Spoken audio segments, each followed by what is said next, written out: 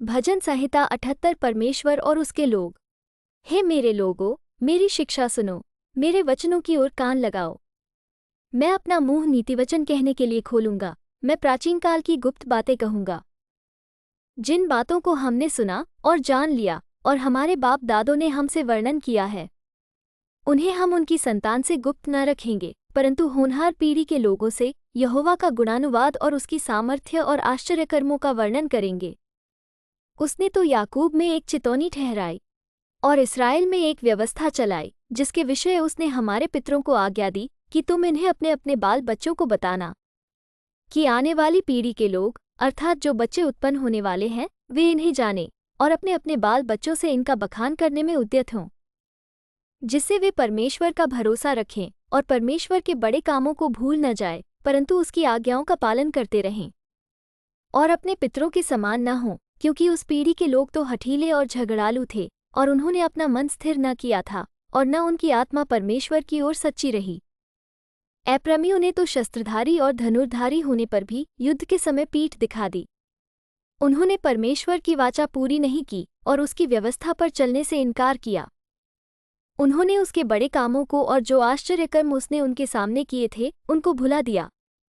उसने तो उनके बापदादों के सम्मुख मिस्र देश के सोअन के मैदान में अद्भुत साय कर्म किए थे।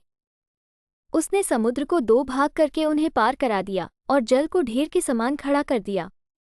उसने दिन को तो बादल के खंभे से और रात भर अग्नि के प्रकाश के द्वारा उनकी अगुवाई की। वो जंगल में चट्टानें फाड़कर उनको मानो गहरे जलाशयों से मनमाना पिलाता था। उसने चट्टान से भी धाराएं निकाली और नदियों का सा जल बहाया। तो भी वे उसके विरुद्ध अधिक पाप करते गए और निर्जल देश में परमप्रधान के विरुद्ध उठते रहे। अपनी चाह के अनुसार भोजन मांगकर मन ही मन परमेश्वर की परीक्षा की। वे परमेश्वर के विरुद्ध बोले और कहने लगे, क्या परमेश्वर जंगल में मेज लगा सकता है? उसने चट्टान पर मार के जल बहा तो दिया और धाराएं उमड़ चली, परंतु क्या वो रोटी भी दे सकता है? क्या वह अपनी प्रजा के लिए मांस भी तैयार कर सकता? यहोवा सुनकर क्रोध से भर गया। तब याकूब के बीच आग लगी और इस्राएल के विरुद्ध क्रोध भड़का, इसलिए कि उन्होंने परमेश्वर पर विश्वास नहीं रखा था, न उसकी उद्धार करने की शक्ति पर भरोसा किया। तो भी उसने आकाश को आज्ञा दी और स्वर्ग के द्वारों को खोला और उनके लिए खाने को मन्ना बरसाया और उन्हें स्वर्ग का अन्न दिया। मनुष्यों को स्वर्गदूतों की रोटी मिली, उसने उनको मनमाना भोजन दिया। उसने आकाश में पुरवाई को चलाया और अपनी शक्ति से दक्षिणी बहाई और उनके लिए मांस धूल के समान बहुत बरसाया और समुद्र के बालू के समान अनगिनत पक्षी भेजे और उनकी छावनी के बीच में उनके निवासों के चारों ओर गिराए। वे खाकर अति तृप्त हुए काचार और उसने उनकी कामना पूरी की। उनकी कामना बनी ही रही, उनका भोजन उनके मुंह ही में था। जब वो उन्हें घात करने लगता तब वे उसको पूछते थे और फिर कर परमेश्वर को यत्न से खोजते थे। उनको स्मरण आता था कि परमेश्वर हमारी चट्टान है और परमप्रधान परमेश्वर हमारा छुड़ाने वाला है। तो भी उन्होंने उसकी चापलूसी की, वे उससे झूठ बोले, क्योंकि उनका हृदय उसकी ओर दृढ़ न था, न वे उसकी वाचा के विषय सच्चे थे। परंतु वो जो दयालु है, वो उनके अधर्म को ढांपता और उन्हें नष्ट नहीं करता। वो बार बार अपने क्रोध को ठंडा करता है और अपनी जलजलाहट को पूरी रीति से भड़कने नहीं देता। उसको स्मरण रहा कि ये नाशमान है, ये वायु के समान है जो चली जाती और लौट नहीं आती। उन्होंने कितनी ही बार जंगल में उससे बलवा किया और निर्जल देश में उसको उदास किया। वे बार बार परमेश्वर की परीक्षा करते थे और इस्राएल के पवित्र को खेदित करते थे। उन्होंने न तो उसका भुजबल स्मरण किया, न वो दिन जब उसने उनको द्रोही के वश से छुड़ाया था, कि उसने कैसे अपने चिन्ह मिस्र में और अपने चमत्कार सोअन के मैदान में किए थे। उसने तो मिस्रियों की नदियों को लहू बना डाला और वे अपनी नदियों का जल पी न सके। उसने उनके बीच में डांस भेजे जिन्होंने उन्हें काट खाया और मेढक भी भेजे जिन्होंने उनका बिगाड़ किया। उसने उनकी भूमि की उपज कीड़ों को और उनकी खेतीबाड़ी टिड्डियों को खिला दी थी। उसने उनकी दाखलताओं को ओलों से और उनके गूल के पेड़ों को बड़े बड़े पत्थर बरसाकर नष्ट किया। उसने उनके पशुओं को ओलों से और उनके ढोरों को बिजलियों से मिटा दिया। उसने उनके ऊपर अपना प्रचंड क्रोध और रोष भड़काया और उन्हें संकट में डाला और दुखदाई दूतों का दल भेजा। उसने अपने क्रोध का मार्ग खोला और उनके प्राणों को मृत्यु से न बचाया, परंतु उनको मरी के वश में कर दिया। उसने मिस्र के सब पहिलौठों को मारा जो हाम के डेरों में पौरुष के पहले फल थे।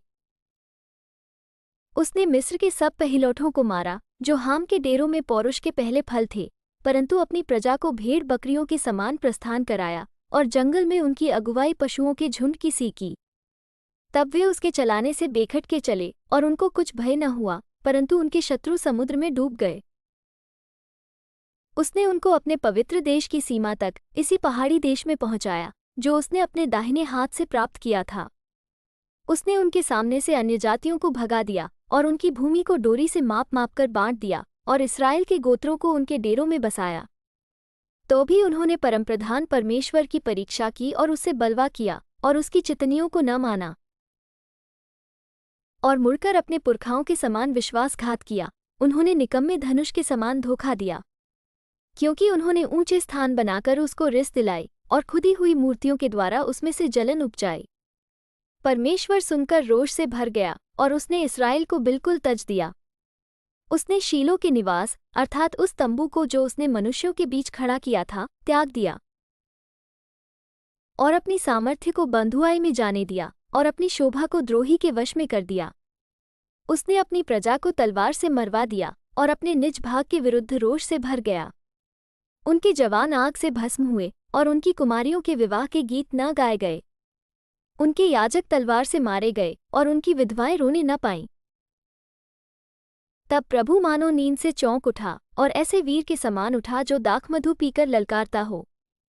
उसने अपने द्रोहियों को मारकर पीछे हटा दिया और उनकी सदा की नामधराई कराई।